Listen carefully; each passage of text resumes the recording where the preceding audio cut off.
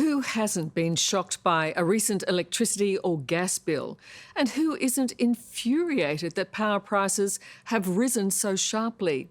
In a country as abundant with resources as ours, it defies logic that now some Australians can't even pay for the energy to cook a simple meal. While our fast-talking but divided politicians scramble to act, tonight, Elon Musk, the American billionaire with the brilliant mind, wants to explain how he can help fix Australia's energy crisis. And to prove his point, he's prepared to put his money where his mouth is.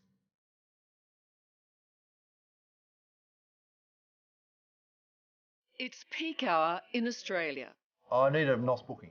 I can't, they want a record of it. And we'll find out what's happening, mate.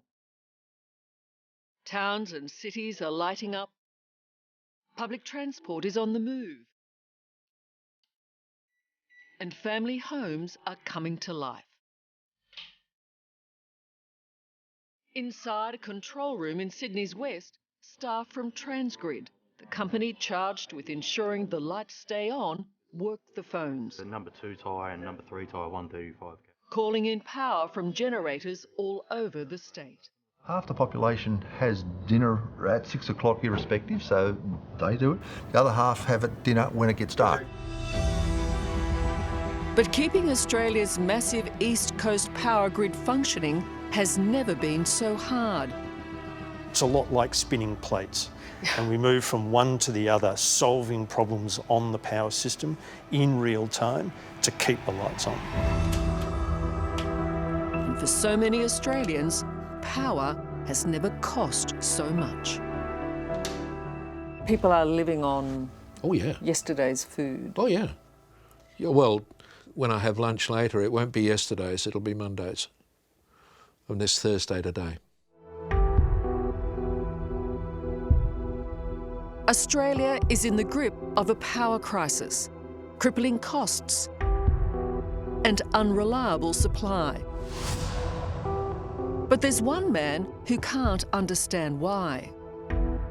Australia is really perfect for solar power because it's not too far north or too far south. You could have the entire country be solar powered, or some combination of wind, solar, geothermal, hydro. Shares of the electric car maker Tesla Motors are up. Elon Musk is the Tesla man, an American billionaire whose developments of electric cars and space rockets is seeing technology push the boundaries like never before. And it's all driven by his belief that if we are to survive climate change, we need to develop renewable energy. Australia could actually export power to Asia. There's so much land there that you could actually power a significant chunk of Asia. And to prove his point, Musk is building a massive lithium-ion battery powered by wind turbines in Jamestown, South Australia. The battery is designed to help stabilise the grid, but Musk is also hoping it will be a light bulb moment for the world. You have to do these things that really get the world's attention. Otherwise, they just don't believe you. They don't think it's possible. What do you want the rest of the world to see? I really want the rest of the world to see that you can do a very large scale, 100 megawatt system is really quite enormous. This is 3 times more than the next biggest battery in the world. That's just a giant jump forward. His interest in our energy crisis started last year, when South Australia, a state already heavily invested in wind and solar power, was plunged into darkness. The result of a massive storm that saw the state lose power.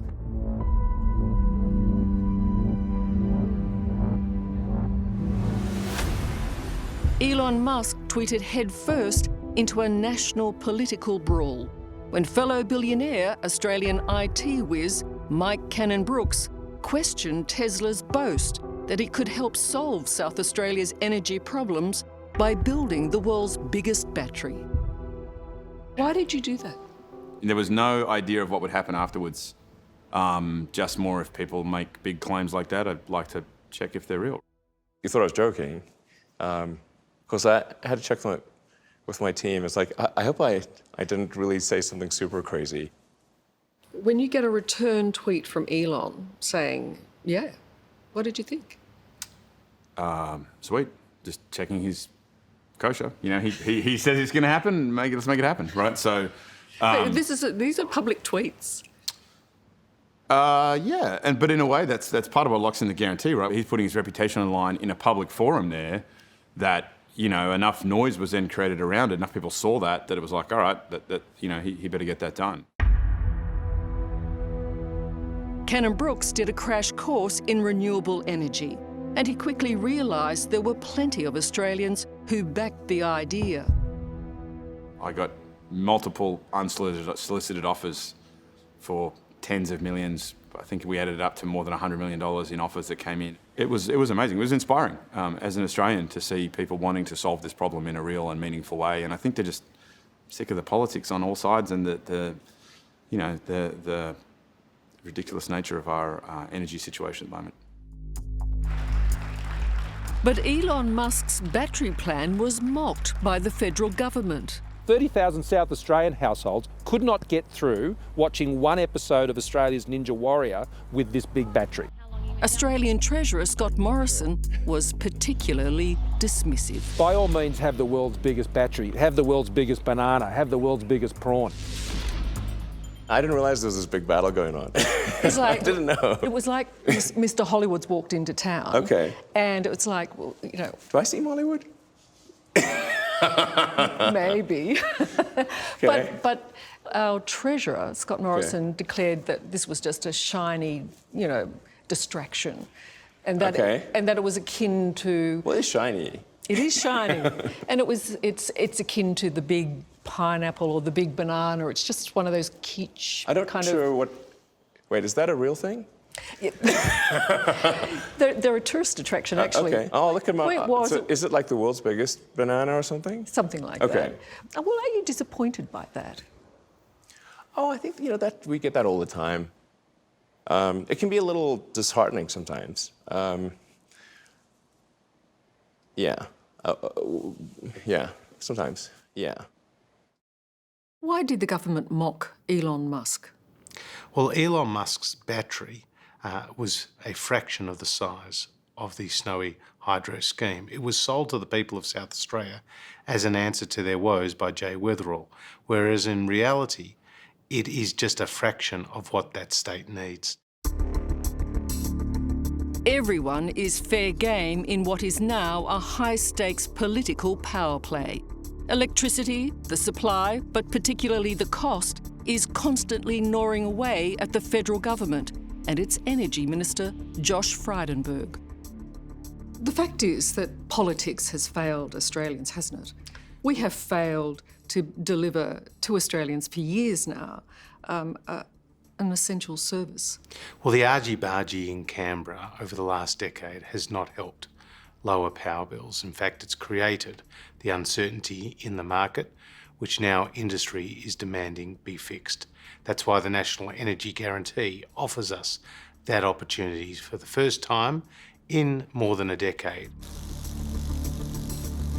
The National Energy Guarantee aims to make the system more reliable and ultimately ease the nation's financial pain. But the savings for households are predicted to be minuscule. We have what's called power poverty. I'm seeing people who are saying, how can it be that, you know, I'm going to get a miserable 50 cents a week, perhaps, and I'm supposed to applaud that? Well, that's just a Labor Party distraction and distortion. Is that not true? That is not true. So what will they get? They will get up to $115 a year saving. And when they say a couple of $100, truly, you're out of touch, you'd say? A couple of $100 reduction in your power bill means a lot to a lot of people. And it's just the start of what we are seeking to do. Under the Labor Party, your bills will go up by hundreds of dollars. That's what the modelling shows. No longer are we allowing the Labor Party to pursue an ideological approach. You see, they'll What we're hate that saying- politicking. They'll hate you saying that because that's just more politics. Well, the reality is that politics is a battle of ideas. Our idea is a national energy guarantee put forward by the experts. It allows for a greater role for renewables. It keeps coal and gas in the system. It makes up for the mistakes of the past. And importantly, it lowers power bills. For pensioners like Brian and Faye Willett, all this talk doesn't mean much. They still have to tailor their lives around the electricity bill. Thank you. Thank you. Mostly it means meals are basic and require little cooking. Today, it's a bread roll, leftovers salvaged from the local bakery. One thing we need to do is make sure we keep the curtains shut because that's going to keep the heat out. You live your life around trying to keep that power price down. Yeah, I'd never really thought of it like that, but yes, that'd be pretty right. What do you do? Through winter, we did not use the heater once. We tend to use blankets, put on 2 pairs of socks instead of 1, or wear the Ugg boots. It's stuff, I presume, that before you took for granted. To some ways, it feels like survival rather than living. It seems strange that life is becoming much harder as we get older.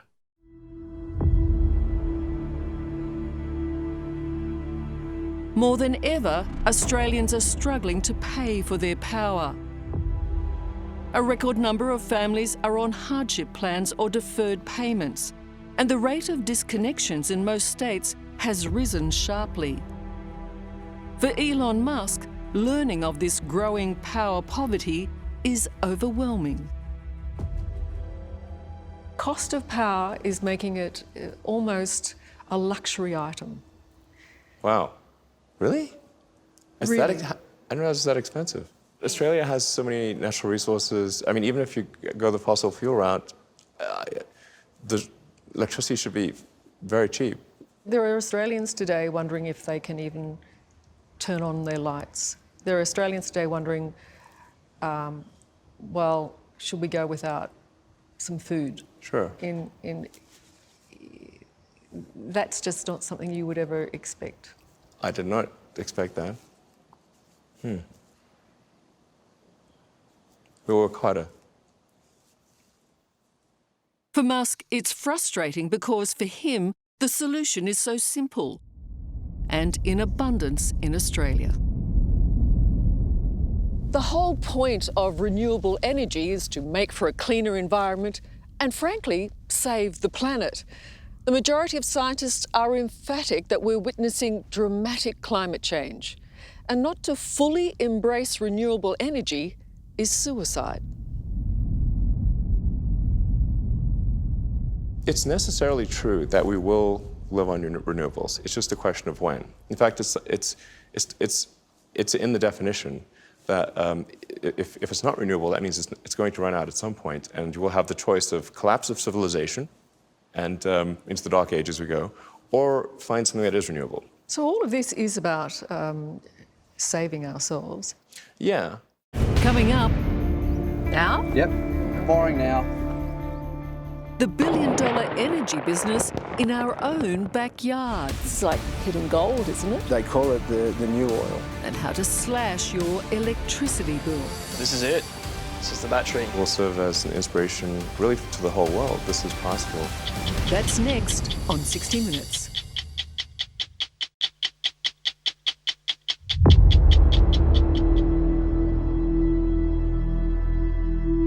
As Australians struggle to keep the lights on, there's a billion-dollar energy business buried in our own backyard.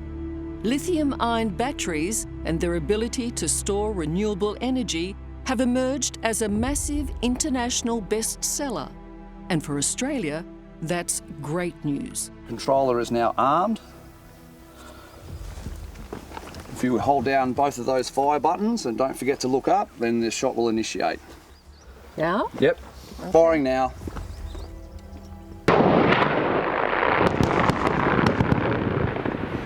Well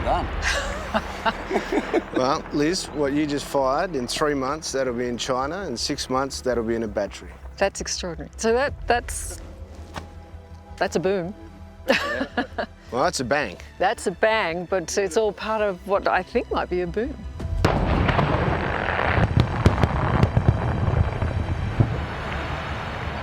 While our politicians continue to bicker away about the best way forward, it seems that many investors have already decided where the smart money is. With the insatiable demand for lithium-ion batteries has come a new mining boom in Australia. Western Australia is now the world's largest producer of lithium, which means that mines like this one at Mount Marion are not only helping to feed a hungry green energy industry, they're also making a pretty penny.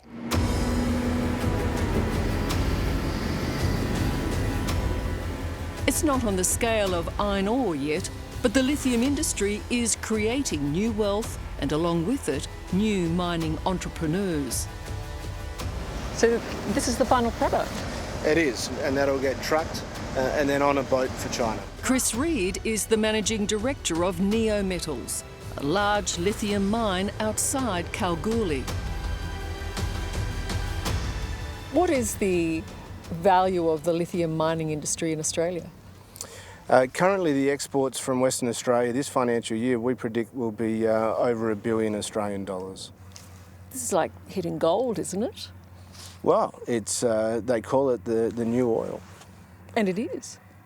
And it might replace it.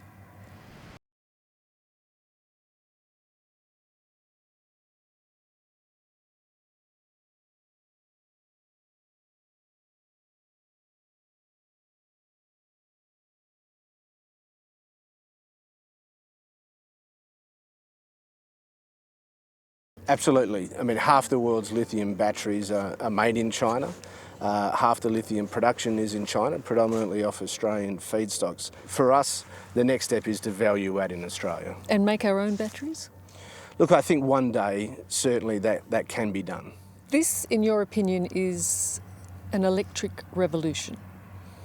Yeah, look, absolutely. And it's really the format of the batteries has got bigger. They're going in the phones, they're going in the laptops, now they're in the electric motorbikes, the cars, and now we're going to the largest format is renewable energy storage.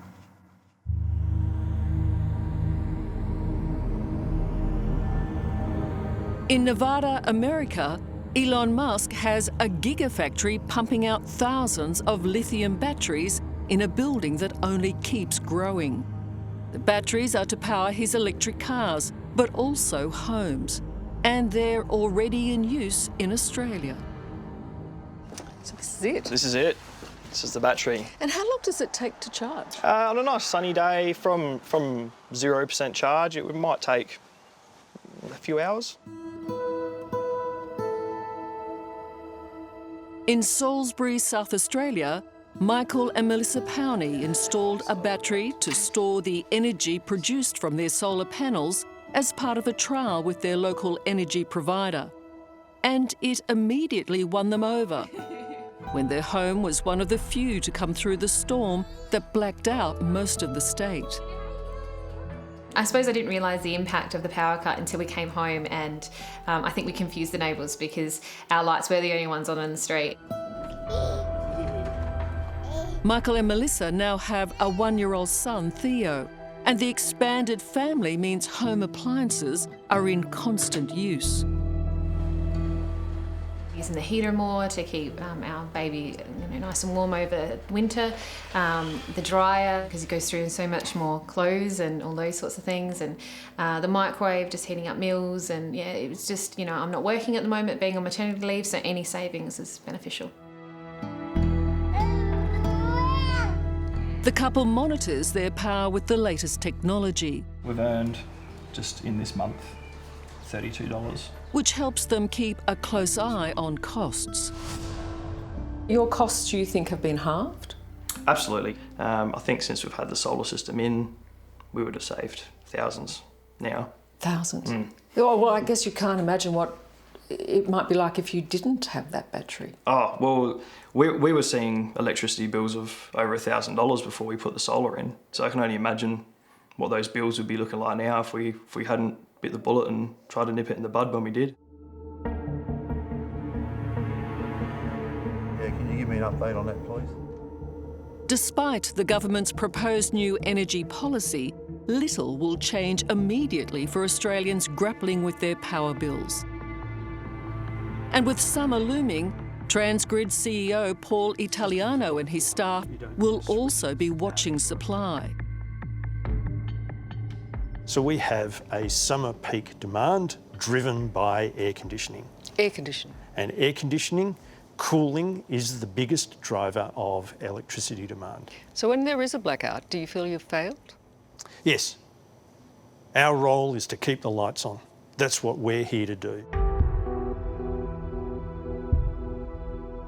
And to keep its customers cool, Transgrid will be depending heavily on coal. We can run it remotely from both regions, so on Tuesdays. But Paul Italiano believes it is time we addressed our renewable energy options. The amount of sun, wind and wave energy that we have available to us is the envy of the world. That if we properly configured our power system, we could have a substantially greater amount of renewable energy in it. In fact, we could lead the world in renewable energy engineering. So you can understand why people feel dudded. We are experiencing blackouts and we can barely pay the price. No one would argue that what we are doing at the moment is considered successful. Do you have solar panels? I don't. Shame on you. It's a big investment and I've got other priorities at the moment, but certainly I'm watching my power bill regularly. Oh, you must be shocked. Yeah, and we've been paying too much. If Elon Musk had his way, the world would be totally powered by renewables and he'd be colonising Mars. He is a big picture man with big plans. But it might be his push for the modest lithium battery will prove to be one of the more significant steps in this electric revolution. You have been seen as a catalyst, somebody that is showing, gosh, there is another way. Yeah. And that's a great thing. People in Australia should be proud of the fact that Australia has the world's biggest battery. This is pretty great. And that it will serve as an inspiration really to the whole world as well, to say that this is possible. Hello, I'm Liz Hayes. Thanks for watching. To keep up with the latest from 60 Minutes Australia, make sure you subscribe to our channel. You can also download the 9 Now app for full episodes and other exclusive 60 Minutes content.